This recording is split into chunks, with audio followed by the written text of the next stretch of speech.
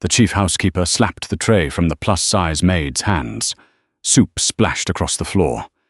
"He's just a useless old man," she snapped, shoving Madeline to her knees. The old man slowly stood, tears shining in his eyes. Then the mansion doors opened. A handsome man entered, bodyguards behind him. The old man pointed toward the trembling maid. "Son, protect the only person who treated me like family." For several seconds, nobody moved. Madeline remained on her knees, one palm pressed against the polished floor. Hot soup had splashed across her uniform, and humiliation burned hotter than the sting in her shoulder. She had been working at the Moretti estate for less than a month. Now she was certain she had just lost her job. Beatrice recovered first. "Mr. Moretti, I can explain." "Don't." Aleandro's voice was quiet. That single word silenced the room. He crossed the dining hall without looking at Beatrice. The bodyguards remained near the doorway, but Madeline noticed how every employee instinctively stepped aside. Aleandro stopped in front of her. Then, to everyone's disbelief, he extended his hand. Madeline stared at it. "Can you stand?" "I think so." She placed her hand in his. His grip was firm but careful as he helped her to her feet. Madeline immediately stepped back, embarrassed by the attention. "I'm fine, sir." Aleandro's gaze dropped to the red mark forming on her wrist. His expression barely changed. Somehow, that was worse. "Who touched her?" Beatrice went pale. Giovanni answered before anyone else could. "She did." His voice carried none of the warmth Madeline knew. And she wasn't alone in forgetting how people should be treated. Aleandro finally turned toward Beatrice. Madeline had expected shouting. Threats, perhaps. Instead, he simply studied the chief housekeeper with an unnerving stillness. "Leave the room." "Mr. Moretti, please. I thought he was—" "What?" Giovanni asked softly. Beatrice froze. "What did you think I was?" The question seemed to shrink the entire room. "A former employee," Beatrice whispered. Giovanni gave a tired smile. "And that made cruelty acceptable?" Nobody answered. Madeline looked from the old man to Aleandro, struggling to understand what was happening. "Wait." Everyone turned toward her. Her instinct screamed that speaking was a terrible idea, but she continued anyway. "Please don't punish anyone because of me." Beatrice stared at her in disbelief. Aleandro did too. Madeline swallowed. "What happened was wrong, but I don't want somebody destroyed because I fell on the floor." Giovanni's eyes softened. Aleandro's did not. But something in his attention changed. He had spent years around people who begged when consequences reached them. He was not accustomed to someone asking mercy for the person who had just humiliated her. "This isn't only about you," Aleandro said. "I know."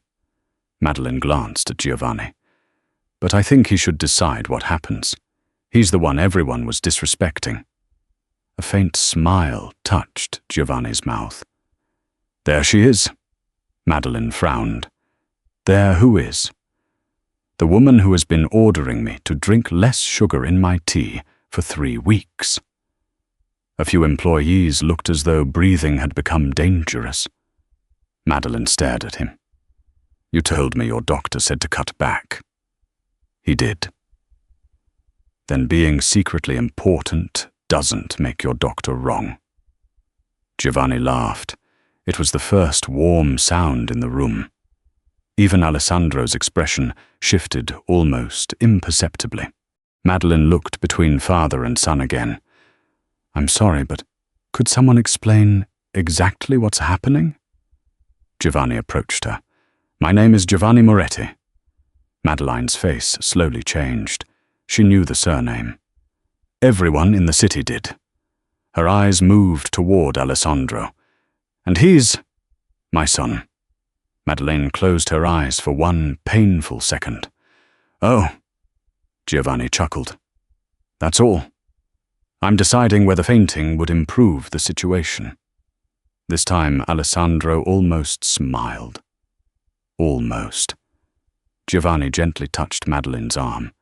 You treated me well when you believed I had nothing to offer you. I made you lunch. You gave me something rarer than lunch. Madeline looked at him. Respect. Across the room, several employees lowered their eyes. Aleandro watched Madeline closely. Her uniform was stained. Her dignity had been attacked in front of an entire household. She had just discovered that the harmless old man she had been serving tea was his father. Yet she had not asked for money. She had not demanded revenge. She had not even tried to impress him. Instead, she had defended the dignity of the man everyone else had overlooked. And for the first time that afternoon, Aleandro's anger gave way to something else. Curiosity, because he suddenly wanted to know why. The next morning, Madeline found Giovanni exactly where she had first met him 3 weeks earlier. He sat near the kitchen garden in a plain brown jacket, reading a newspaper as though the previous afternoon had never happened. Madeline stopped beside him. You own suits, don't you? Giovanni lowered the newspaper. Several. Expensive ones? Unfortunately. Then why do you keep dressing like someone's retired uncle who wandered in looking for free coffee? Giovanni laughed. From the terrace above them, Aleandro heard it. He had been halfway through a phone call when Madeline's voice made him pause. Giovanni folded his newspaper. Because expensive clothes make people behave differently. Madeline's smile faded slightly. He explained that for years, whenever he visited the estate, he sometimes arrived without a driver, tailored suit, or visible security.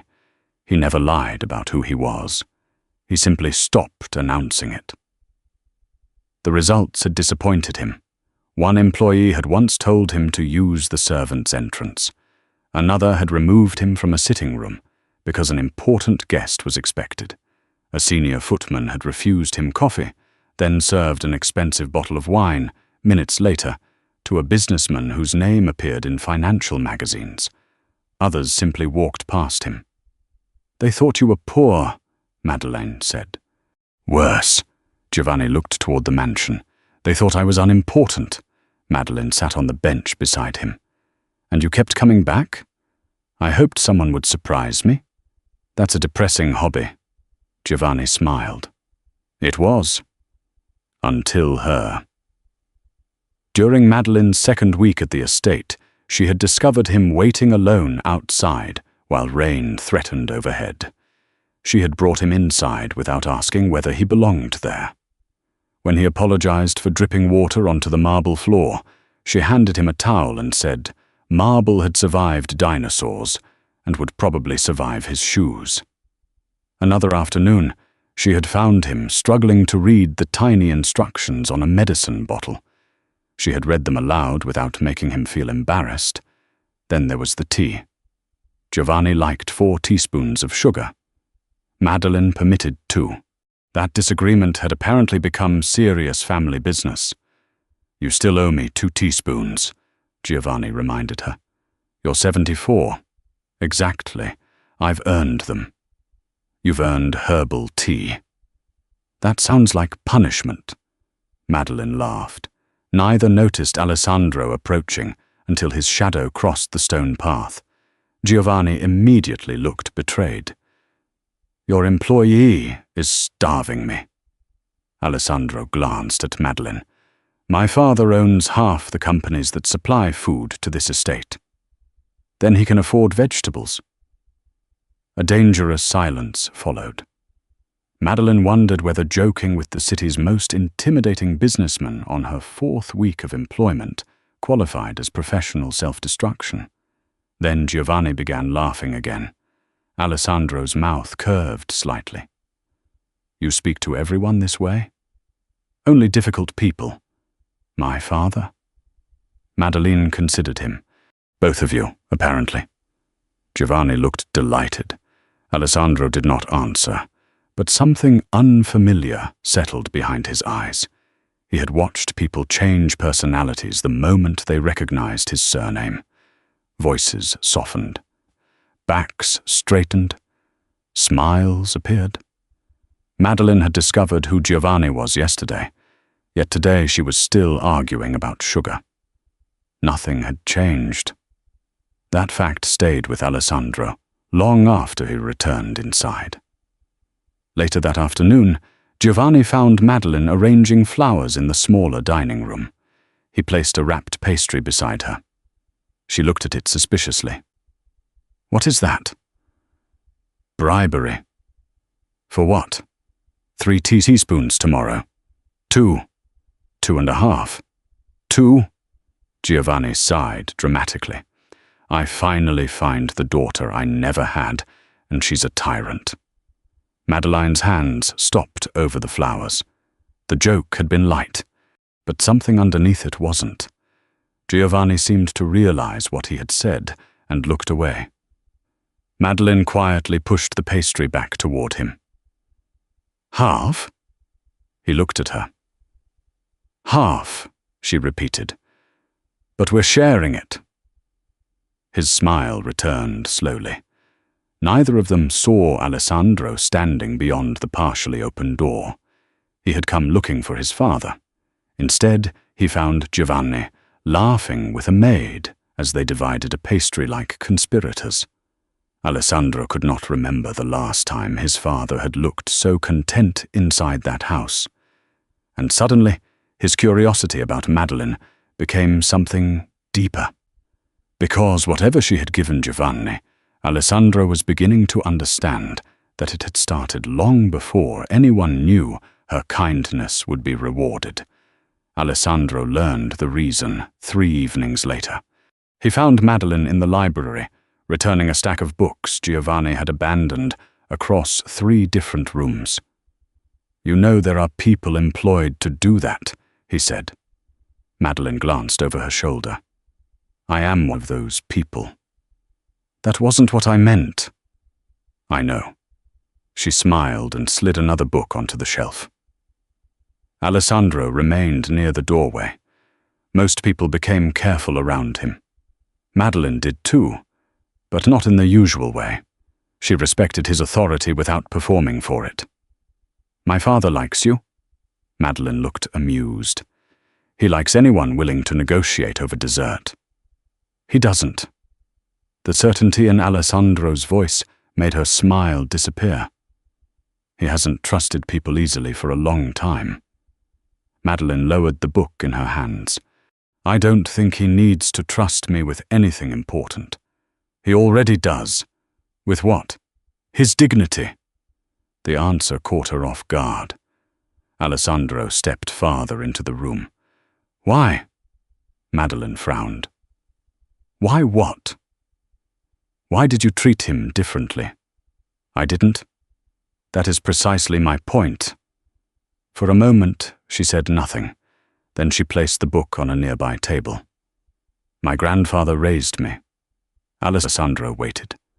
Madeline rarely spoke about that part of her life. When she did, the brightness in her voice became quieter. "He was the funniest man I knew. Terrible singer. Worse cook.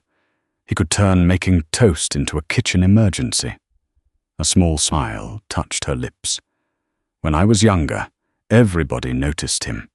He was strong, loud, useful. The kind of man neighbors called when something broke. Then age changed him. His hands began trembling. Walking became harder. His hearing weakened. And Madeline noticed something that bothered her more than his physical decline. People started speaking around him instead of to him. Waiters asked Madeline what he wanted while he sat directly beside her. Doctors explained his condition to her without first looking at him. Strangers became impatient when he moved slowly. Some relatives stopped inviting him places because accommodating him was inconvenient. "He told me once that getting old wasn't the hardest part," Madeline said. feeling like he'd disappeared was. Alessandro's expression changed. Meline looked down. I couldn't fix his health. I couldn't stop time. But I could make sure he knew somebody still saw him. She cared for her grandfather until his final months. She prepared his meals, helped him dress, listened to stories she had already heard dozens of times. And when he died, Meline made herself one promise. If she ever saw another older person being treated as invisible, she would not join the crowd pretending not to notice. So when I saw Giovanni sitting alone, she said, I didn't see your father. I didn't see a Moretti. She shrugged gently. I saw an old man nobody had offered tea. Silence filled the library. Meline gave him a cautious smile. That probably wasn't the dramatic explanation you expected. No. Alessandro's voice was softer now. It was better. Neither noticed Giovanni standing outside the library until he cleared his throat. Meline turned. His eyes were suspiciously bright. How long have you been there? Long enough to hear you insult my age. I called you old? Exactly. You're 74. I prefer historically experienced. Meline laughed. Giovanni entered, but instead of making another joke, he took her hand. My wife died when Alessandro was young, he said quietly. I always wondered what having a daughter would have been like. Meline's smile trembled. Probably expensive. Alessandro is expensive. For the first time, Meline heard Alessandro laugh. It was brief and low, almost surprised out of him. She looked at him. He looked away first. Later, after Giovanni retired for the evening, Alessandro found Meline alone on the terrace. You gave my father something this house hasn't given him in years, he said. Meline leaned against the railing. Less sugar. A reason to enjoy being here. She had no joke ready for that. Their eyes met. For the first time, Meline did not see the feared businessman everyone whispered about. She saw a son who had spent years worrying about his father. And Alessandro no longer saw simply the maid who had defended Giovanni. He saw a woman whose kindness had been purchased with grief, and who had chosen, somehow, not to let that grief make her hard. Vanessa Sterling noticed the change before anyone spoke of it openly. She had known the Moretti family for years and understood the mansion's invisible hierarchy. Important people occupied certain rooms. Employees entered through certain doors. Everyone knew where they belonged. Meline had begun disrupting that order without seeming to try. Giovanni asked for her at breakfast. He wanted her opinion on flowers for the dining room. He complained when another employee prepared his tea because, according to him, nobody else understood the delicate science of refusing him sugar. More troubling to Vanessa was Alessandro. He had started noticing Meline. Not dramatically. That would have been easier to dismiss. His attention appeared in smaller ways. He remembered when Meline had the afternoon off. He noticed when Giovanni made her laugh. Once, during dinner, Vanessa watched Alessandro move a chair aside before Meline could struggle past it, carrying a heavy tray. He said nothing. Meline barely noticed. Vanessa noticed everything. One afternoon, she found Meline arranging fresh linens upstairs. You've done remarkably well for yourself. Meline looked up. I'm getting faster with fitted sheets. Vanessa smiled thinly. I meant with Giovanni. Meline continued folding. He's easy to like. I'm sure. Something in Vanessa's tone made Meline stop. You've become very important to him, very quickly. I didn't realize friendship had a probation period. Vanessa stepped closer. Women like you should be careful. Medeline's expression cooled. Women like me. Employees who suddenly find themselves close to powerful families. There it was. Not quite an accusation. Something cleaner and crueler. Vanessa glanced at Madeline's uniform, then at her figure. People might misunderstand your intentions. Madeline folded the final sheet. Which people? By dinner, she had her answer. 2 employees stopped talking when she entered the pantry. The next morning, another asked, with false innocence, whether Giovanni had promised her anything. Soon the rumor had developed its own shape. Madeline had befriended the old man deliberately. Madeline wanted money. Madeline wanted Aleandro. The kindness everyone had once mocked was now being rewritten as strategy. Madeline heard enough to understand. She defended herself to no one. That surprised Aleandro. He found her polishing silver alone after dinner. You've heard what's being said. It wasn't a question. Yes. And you're doing nothing. Madeline set down a spoon. What would you like me to do?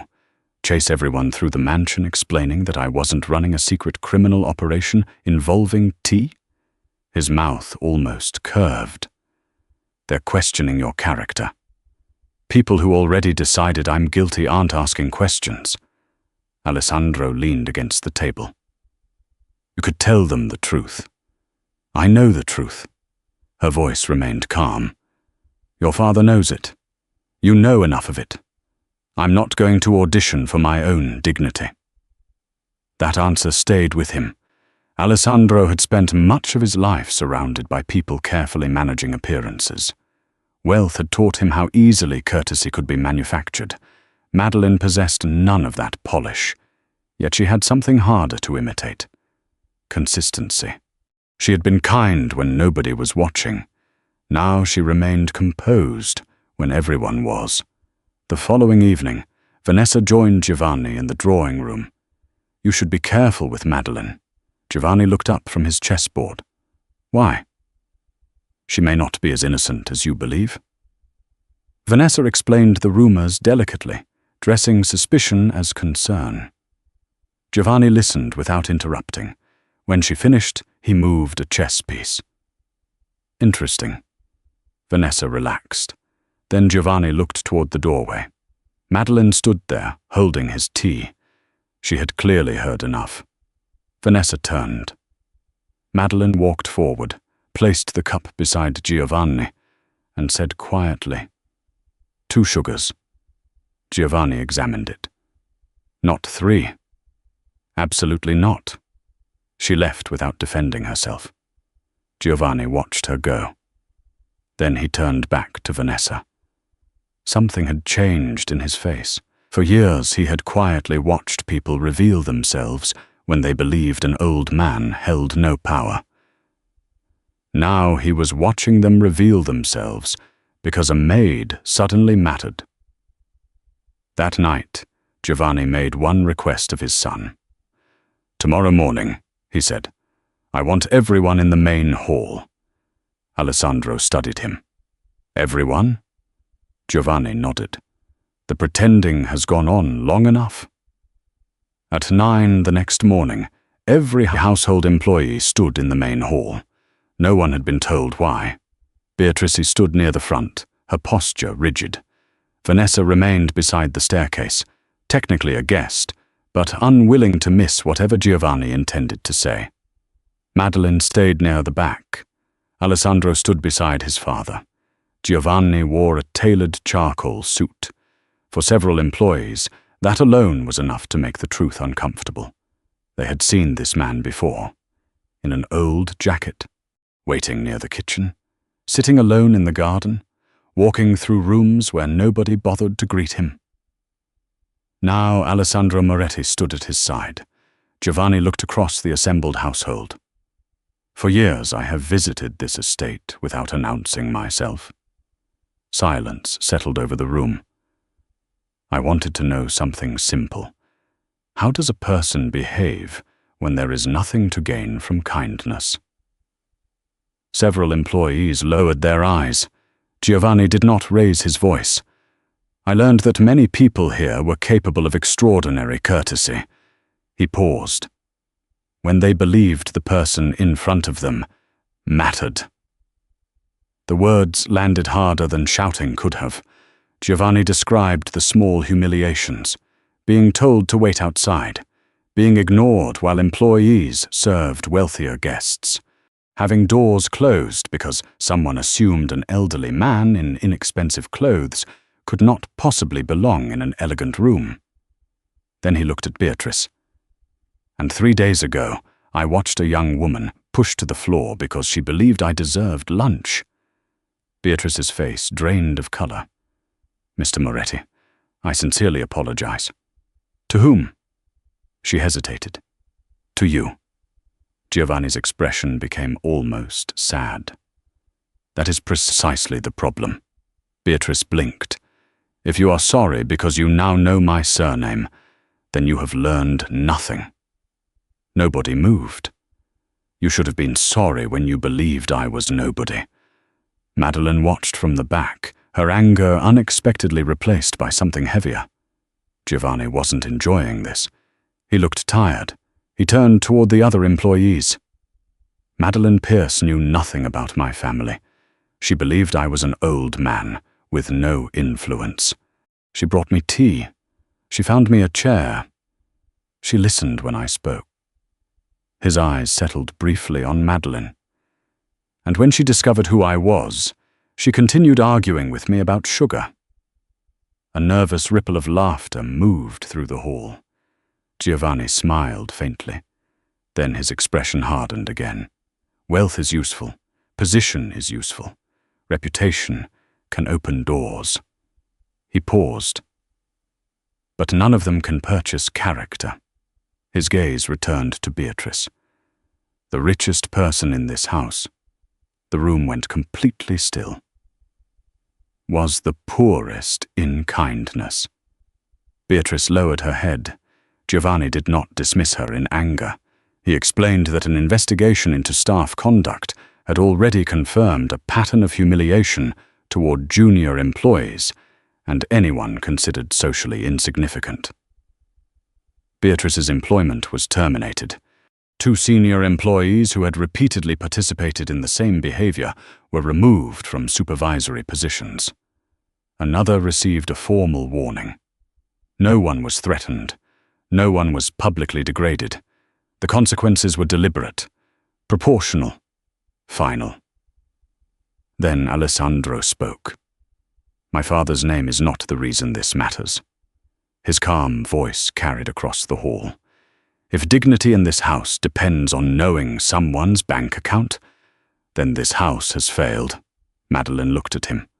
For once, she understood why people found Aleandro frightening. It was not because he needed to display power. It was because he didn't. Beatrice turned toward Madeline before leaving. For a second, humiliation and resentment fought across her face. Madeline could have looked away. Instead, she stepped forward. I hope wherever you work next, she said quietly.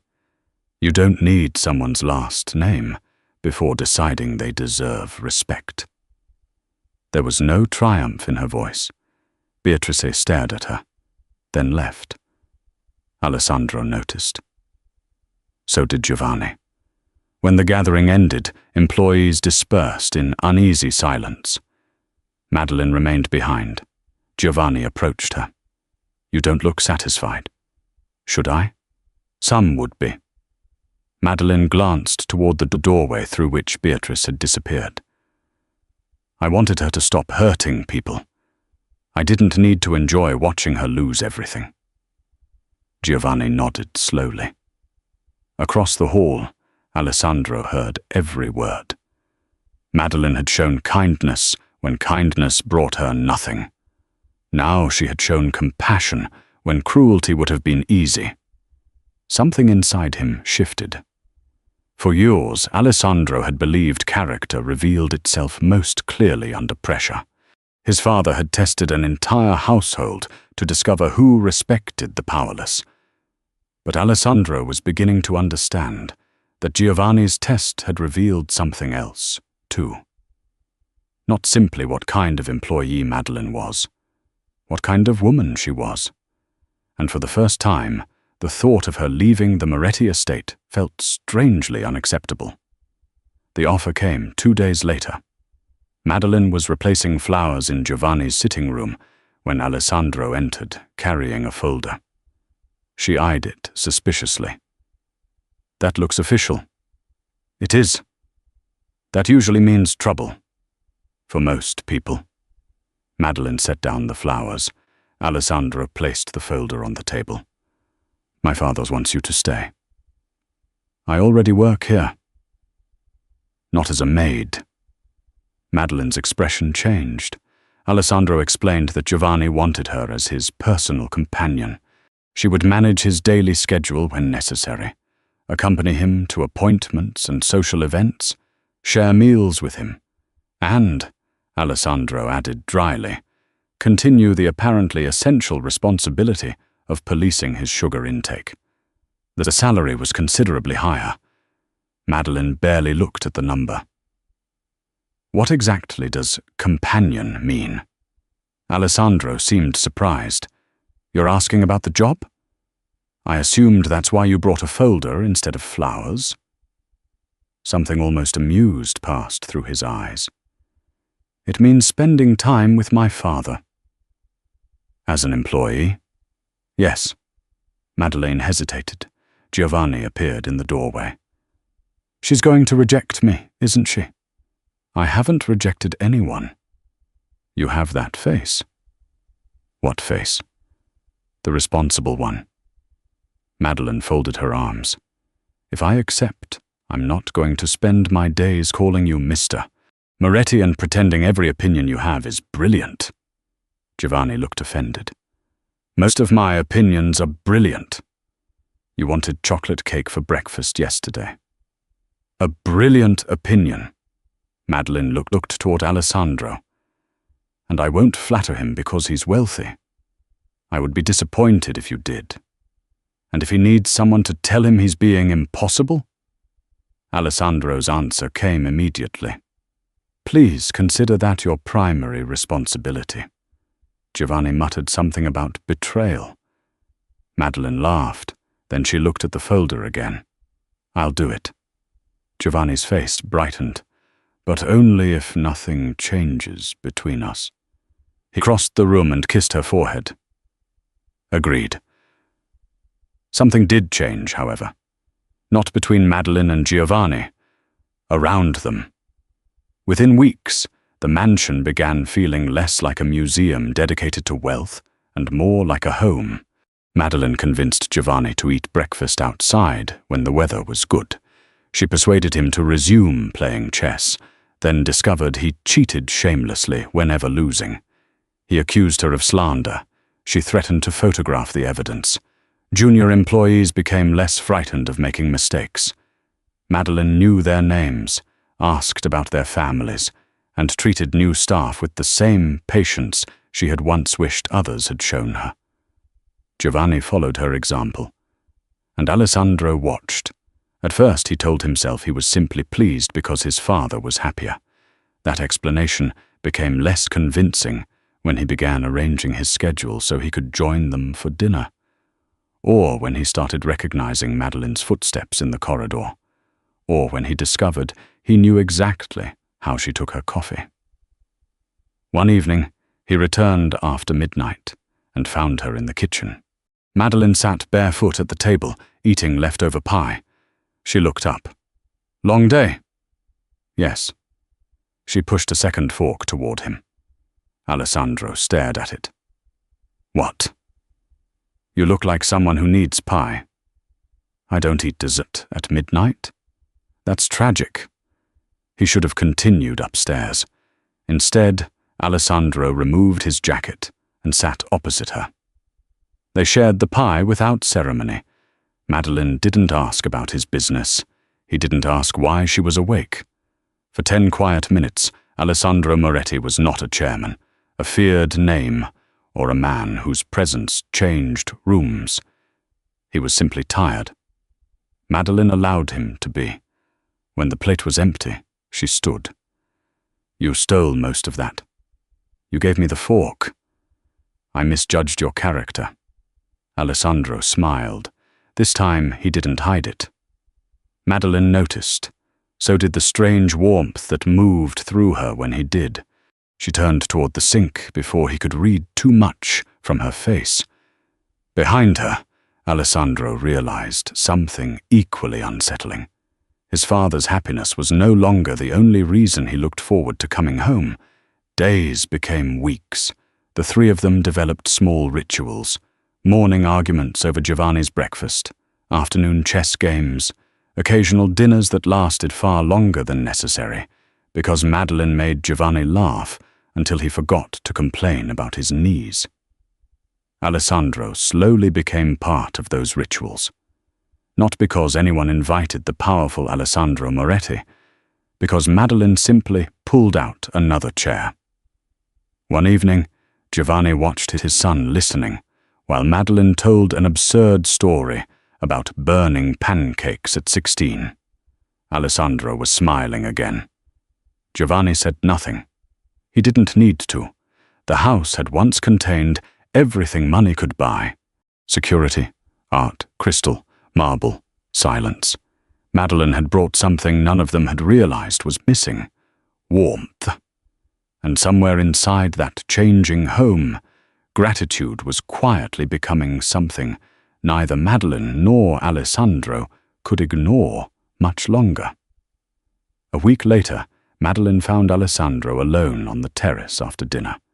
Giovanni had gone to bed early, leaving behind an unfinished chess game and strict instructions that nobody touch the board.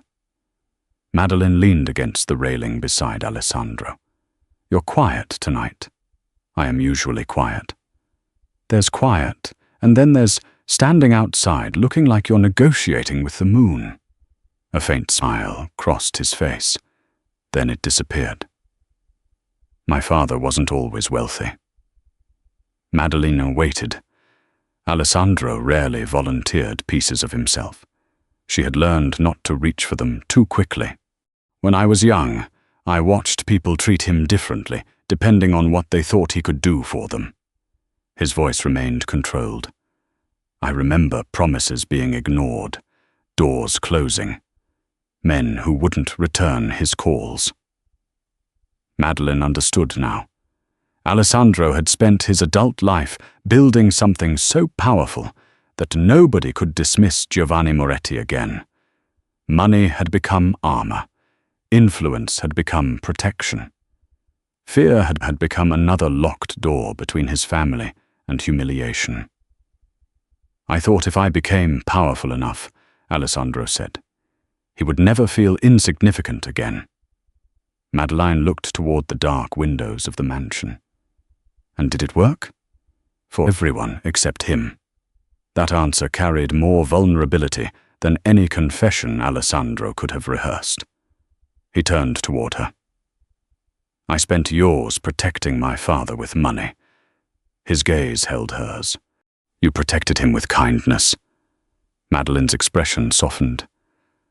"Sometimes that's worth more." "I know." The certainty in his voice made her heartbeat change.